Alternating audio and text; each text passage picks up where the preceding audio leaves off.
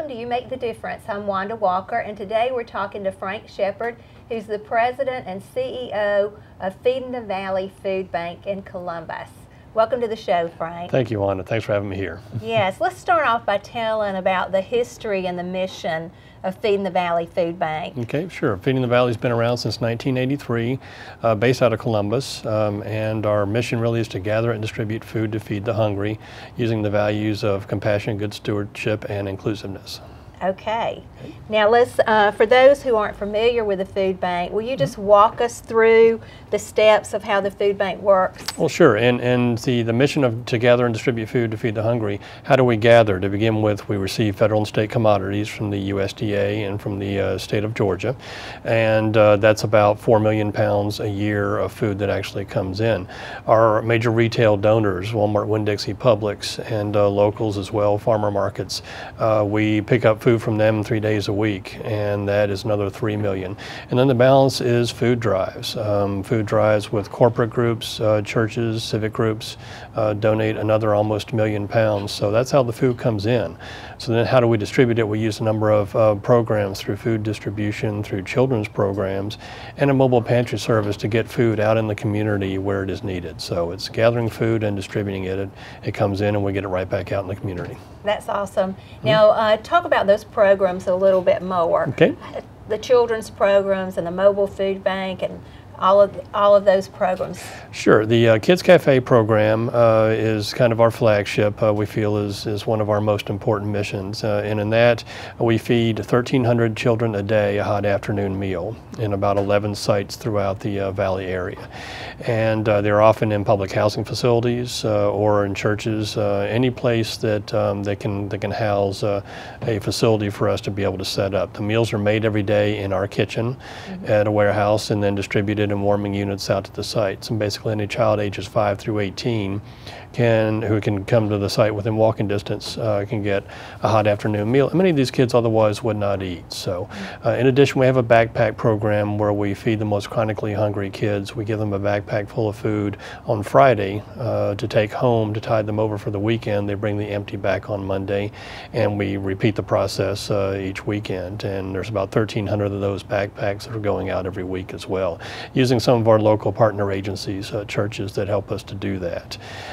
So our mobile pantry program, there are a lot of people who cannot get to a food pantry, so we work with the enrichment services groups in each of our 14 counties. They sign individuals up, and then we have volunteers pack 35, 40-pound boxes of food and take them out in our truck to sites throughout the area, and we're putting about 7,500 boxes a month out in the community. Yes. And then the balance is the food distribution program, where we have 260 partner agencies, which are typically churches, outreach groups, and other charities that come to our warehouse and shop. It's set up much like a Sam's, like a warehouse, yes. And they pay a very low rate of 19 cents a pound. That's about 1/10 of the wholesale cost. So it enables them to be able to stretch their nonprofit budgets much further and to minister to that many more people in need in their local community. Yes, and that's wonderful because even the meats are 19 cents a pound. Correct. Everything is, you know, and the few items that are a little heavier in weight, such as water, are actually discounted down to about 10 cents a pound, but just nothing more than 19 cents in the warehouse at all. Yes, and it's amazing how much food that you can buy for, say, $150. Well, that's correct. The example we use is if you bought 1,000 pounds of food in our warehouse at a Sam's or Costco wholesale, it costs you on average $1,600. In our warehouse, it costs $190. So it's obviously a lot of food and for a very low cost. Yes, it's amazing. All right, so let's talk about the counties that you serve. And I know you serve a broader area than just LaGrange. So tell us what counties the Columbus Food Bank serves. Okay, we have 14 counties total, and they go to the northern end is here in Troup and Meriwether counties, and then we go further down to the Columbus area. It's got Schley County to the east, where Ellaville is, and Clay County to the south, where Fort Gaines is, and then we actually have Russell County in Alabama as well. So 14 counties total. Okay, and you have a warehouse up here in LaGrange. That's correct. We put a second facility here, and it really concentrates on the Troup, Meriwether, Harrison, Talbot County areas, and serves that area very well. Yes, and why was it important to put a warehouse in LaGrange? Well, as we grew tremendously as a food bank, our board realizes that with our counties that are really stacked north to south very much, we can serve those areas by having a physical presence, in regional areas, a regional distribution plan. Columbus is really the center of our area, but the Troup County area is a very vastly growing area, and we had a lot of partner agencies that we began to work with that said, it's a long way. It's almost a 100-mile round trip in a big vehicle that costs a lot of gas and a lot of time to come down to your warehouse. We sure wish we had the opportunity to be able to acquire food in a more local place. So naturally, we started to look in the area, and so we opened a warehouse here 2 years ago on Gordon Commercial Drive, and all those agencies are singing our praises and only have to go a few miles to get their food as opposed to 45 minutes down the road. Yeah, and that's really listening to your customer base. Sure. And actually doing what they ask you to do. That's marvelous. So how has the food bank done here? It has done extremely well. It's distributed over 1 million pounds of food each year the first 2 years, about 2.5 million pounds since we opened it in April of 2014. So the local community has really embraced it. We have found a lot of partner agencies that want to work with us, that want to do summer feeding programs, that want to distribute a lot of mobile pantry boxes. So it has done extremely well, and it continues to grow. Okay, who does mobile pantry distribution in Troup County? It is done through a number of agencies. The public housing facilities have them in each of the areas, and several of the churches participate as well. Several of our partner agencies, Troup Transformation, Callaway Baptist, Baptist Tabernacle, God's Bread Basket, are among those that have really heavily participated in the food distribution and mobile pantry programs. Yes, and we did a piece on God's Bread Basket up in Hogansville, and that really is an amazing place where the churches have come together to provide food in the community, and it's amazing. I think they spend around $3,000 a month to provide food in their community, and they have volunteers that come and pack the boxes and have like a roller thing that they just push the boxes down and fill them with food. Like an assembly line format, yes, they sure do. And certain boxes for a family of maybe 4 and a family of 2, so it's really done well, and I mean, it's a blessing to the people in Hogansville, I know. It absolutely is. They have done extremely great work. Pastor Terry Rainwater and our good friends at Baptist Tabernacle, Merle McMillan, continue to increase their services to those in need in the area.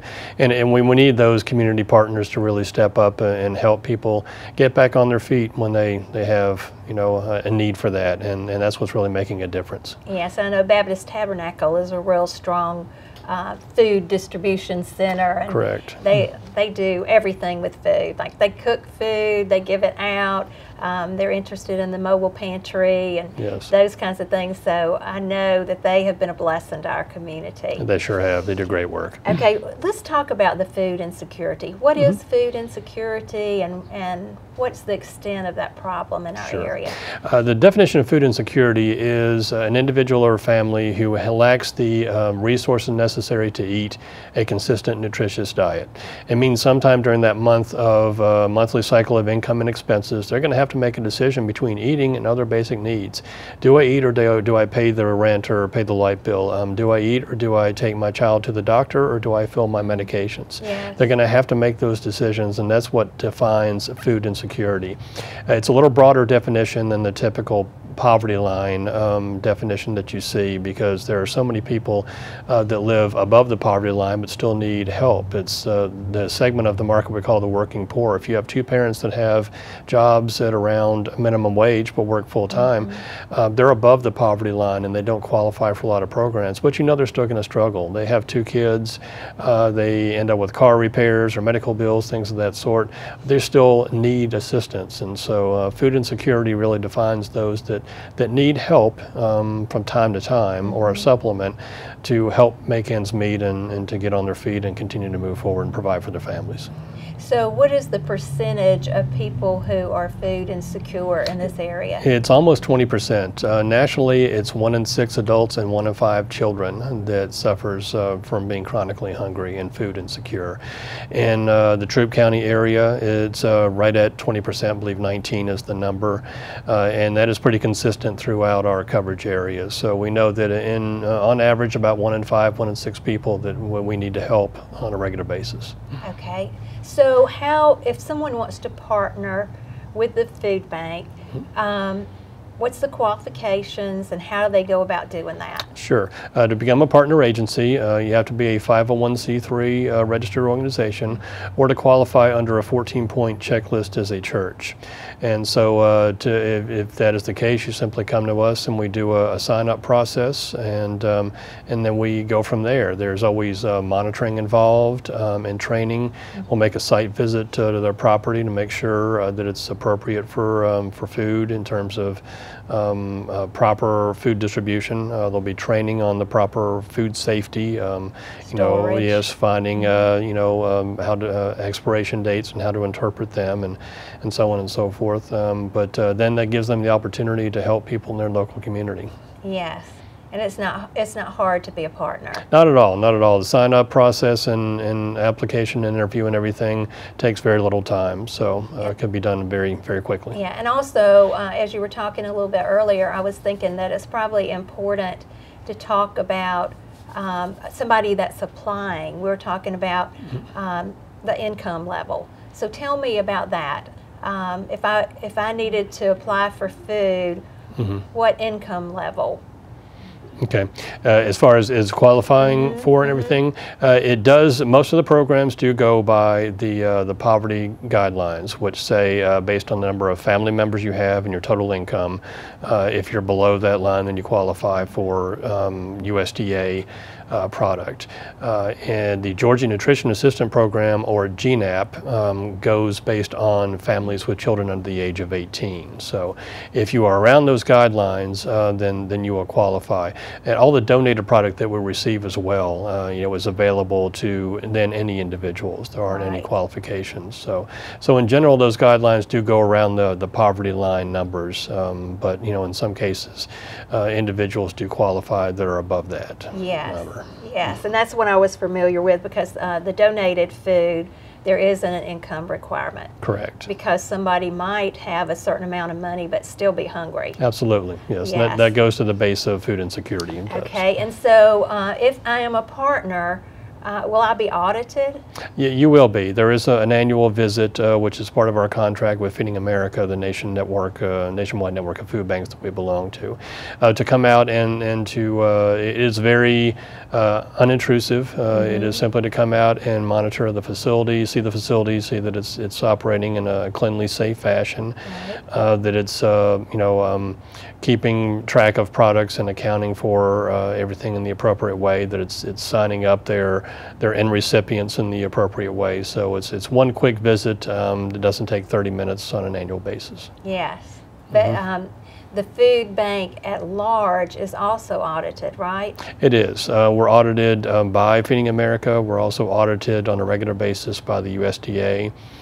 We have a number of regulatory agencies that will come in and monitor us on a regular basis, from the Department of Health to Homeland Security. The list is pretty extensive, so we do have quite a high level of accountability for our operations. Yes. Okay. So how much has the food distribution increased over the last 5 years? It's been tremendous. It's been about an 80% increase overall. We went from 4.7 million pounds of food distributed to almost 8 million pounds last year. And if you go a little further out, over the last 7 fiscal years, it is almost a 500% increase. We went from food bank distributing 1.7 million pounds of food to where, as I said, we're almost over 8 million at this point, just at 8 million. So it's been tremendous growth since 2009 in our operations, and that is what has moved us to open additional facilities like the one in LaGrange that is doing so well here. Yes. Wow, that's amazing. And when you think about it, you know, if it just continues to grow, are you already making plans for the future? We certainly are. The second step of our regional distribution plan, the first was to open this facility in LaGrange, was to build a bigger facility in Columbus. So we just need more capacity. Our current warehouse is landlocked and no room to grow. So we're in the process of doing that. We're actually under construction for a new warehouse off of Flat Rock Road. It'll be 31,000 square feet with 30-foot ceilings, the ability to rack 5 high. It will double our overall capacity to 1.5 million pounds of storage at any time. And also, very importantly, it'll quadruple the cold and frozen storage we have for healthy meats, fruits, and vegetables. Yes. And so how do you see that helping us up here in LaGrange? Well, basically the LaGrange warehouse is a snapshot of the Columbus warehouse. Everything that we have, yes, everything we have in Columbus, we go to great lengths to make sure is available to all partner agencies up here in Troup County. So by having greater capacity means then more food, more volume, and more variety that then is going to be available to the LaGrange area as well. And very important in that is the cold frozen storage, Wanda, that I talked about, with 4 times the capacity that we had in the past. We'll no longer have to turn away truckloads of chicken, truckloads of other meats that we've had to in the past because we simply didn't have the room to store them in our cooler and freezer that we had in the past.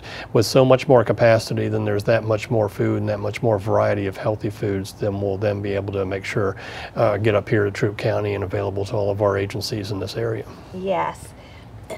All right, so have you seen an increase in the distribution in LaGrange since it's been established? And how many years has it been in LaGrange? Absolutely, a little over 2. It was April of 2014 that we opened it. So it has increased 22% over the distribution in these counties before we had a warehouse here. So that's a very sizable increase in that much more food that's being put into the Troup County and surrounding counties over the last couple of years than was in the past. Yes, and we are serving a great number of people, but there's still a need for more partner agencies. Absolutely. I know that I've been told that in Troup County alone there are over 200 churches, and so we know that there are a lot of folks out there that want to help, those that are right there in their local neighborhood. And so yes, we're always looking for more partner agencies that want to help out, that want to be able to buy that food at a very low cost. And the other thing I should say, Wanda, is about half the food that we distribute we give away free of charge. Oh, okay. Wow. So half it may be purchased, but the other half is given away. Our motto is just don't throw it in the dumpster. So if we get to Friday afternoon and we have tomatoes or bananas that we know are not going to make it through the weekend, we're going to call up those partner agencies and say, come and get them. You know, you can make a use of them over the weekend and get this healthy food out to someone before it spoils. So we'll get it out there in the community even if we can't sell it. And are the mobile food pantries, is that food free? That is correct. All that food is free of charge. Yes. The same as our kids cafe and program as well derives no income, so all that food is given away free of charge. Okay, and I know that you have a certain number that are allocated to Troup County to have the mobile pantry, but those people who are operating that, like in West Point and LaGrange, is there one in Hogansville? There isn't, is there? I don't believe there's one active at this time. Okay, no. So those people are able to give out that food, up to 300 boxes, I believe. Correct. Free. That's correct. That is awesome. And I have actually gone to West Point to see that happen, and it was very exciting to see people pulling up to the cars, and then volunteers, which it doesn't take that many volunteers really. I think we had about 4 or 5 people who were taking the food off of the truck and giving it to the people. But of course there was some work that had been done beforehand to fill out the paperwork on each person. Sure. But what an amazing thing and what an amazing opportunity. So maybe as we grow, correct, and the food bank grows, then maybe we'll be able to even add more mobile pantries. to our area. That's correct, and that is the plan. And really, that program, you really you hit it right there, Wanda. That the program is only limited by capacity, either by the capacity of food, which we're working to increase the ability to do that with the new warehouse and the expansion and growing of the warehouse that's up here in Troup County, but also the capacity on the distribution end of enough sites. If we have more mobile pantry sites, if we have partners that can open additional sites, different places for us to distribute that food, yes, and have those few volunteers that's necessary to distribute the food, then it's that much more food we can get out in the community. Yes, and you know, if we get another one in LaGrange, Troup Transformation wants that one. Absolutely, first on the list. Okay, great. You got that. All right, good. So how large is the staff for Feeding the Valley? We're 27 people altogether. We have 19 full-time employees and 8 part-time employees that man the 2 warehouses. Wow. And so you depend on the community a lot for volunteers? That's correct. The mobile pantry program you mentioned, 7,500 boxes a month. Volunteers box all that food up for us. Volunteers donated over 18,000 hours to us last year. That's the equivalent of 8 full-time employees, which on our nonprofit budget we couldn't afford to pay. So they really drive that program by boxing up all that food and allowing us to get it out in the community to all the 41 different sites we have. So it is extremely important, and we encourage volunteerism in both of our warehouses, from corporate groups to civic groups, church groups, students, to be able to come in and to help us out, because it makes a great difference. Yes, and I've seen a lot of young people at the food bank in LaGrange volunteering, and also older people, but it is so nice when you go in to purchase the food that they're able to help you put it in the car and take care of you while you're there, and it's just awesome. That's true. Many of our partner agencies are run by volunteers, so they only have so many resources. So it's nice to have folks at the food bank that can help them when they come in and purchase a great deal of food, to be able to load it up in their vehicle and to be able to go on their way. So it really is a community-wide effort to be able to feed the number of people we do and to continue to expand those programs. Yes. And another way the community can help is through food drives. And that's correct. All right, tell me about that. Okay. Makes all the difference in having the community to support us in that way. Food drives donate almost 1 million pounds a year to us, and it can be done very simply. They can call our main warehouse at 706-561-4755 and say, I want to set up a food drive in the warehouse here in LaGrange, or to be down in the central area as well. We'll provide all the food barrels. We'll get the food barrels out there. We'll pick them up when they're full, and you know, the only requirements are that it's commercially manufactured food. We can't have anything homemade. Prefer things that are not in glass, because they do tend to break. Yes. When they're being jostled around in big trucks. But it does make a big difference to have groups do that for us on a regular basis. Have we done a food drive in LaGrange? I don't believe one has been done recently that has benefited the food bank, no. Okay, all right, so we need to get busy and do those, don't we? Yes, absolutely. Okay, great. And then what about donations? Well, monetary donations are wonderful, because every dollar donated provides 6 meals. So we can really stretch that dollar a long way if you can donate to us. It can be done on our website at feedingthevalley.org. It can be sent to either our warehouse here in LaGrange, or it can be sent to our P.O. Box 8904, Columbus 31908 address. Yes, and I know that I was talking to somebody from a church recently, and they said that they asked their members to bring donations into them.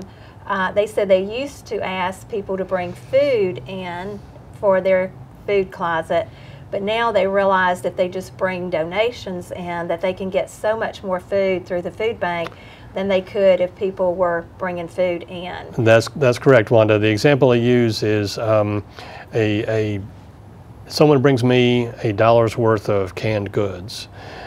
through the purchasing efforts of Feeding America nationwide, buying things at 75 or 100 tractor trailer loads at a time, I can actually, with a $1 of cash that you give me, buy 9 times the amount of food that you can purchase or that would be donated to me in that equivalent. Yes. So in other words, you know, $1 of canned goods is $1 of canned goods. $1 provides 9 times that in canned goods if you make that financial donation to us. Yes. Okay. Now, since the last time you were on the show, you've received a promotion. That's correct. And so you were on the board for Feeding the Valley. Correct. And were selected to be the president. That's correct. I was served on the board for 9 years, and then was able to be hired as executive director. And things have gone well in that time, and I was promoted to president and CEO recently, so back in April. So yeah. It's great. It's work I thoroughly enjoy. There's nothing better than going home at the end of the day knowing that you're feeding hungry kids, feeding hungry adults and seniors, and helping them have the opportunity to thrive and to achieve their goals in life. And you know, nutrition is at the base of that. We know that children are 20% behind their peers automatically when they're chronically hungry in their pursuit of academic success. And so we feel it's our objective to make sure that they have the nourishment they need to have an opportunity to thrive and excel.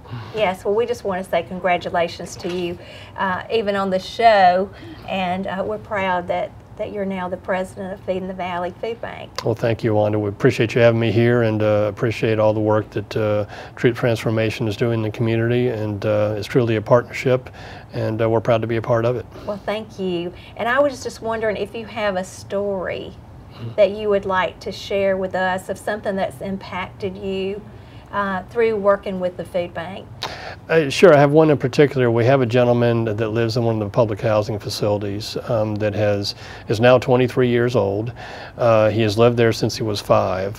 His parents still live there, so he volunteers every day at our Kids Cafe site there, and he does it, you know, of his own accord. He feels like he's giving back.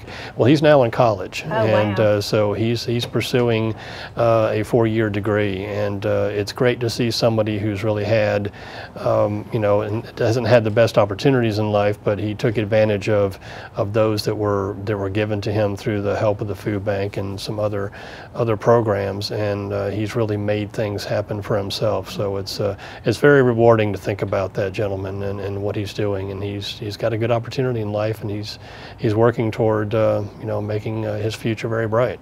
That's great. And I just want to make one announcement talking about young men. There's going to be a program at New Community Church on Sunday, September 18th at 2:30, and it's called 100 Young Men. And they would like for young people to come in and hear the opportunities available to them in LaGrange, Georgia. So I hope if you're a young man, you will attend. And thank you for watching You Make the Difference. And remember, you truly do.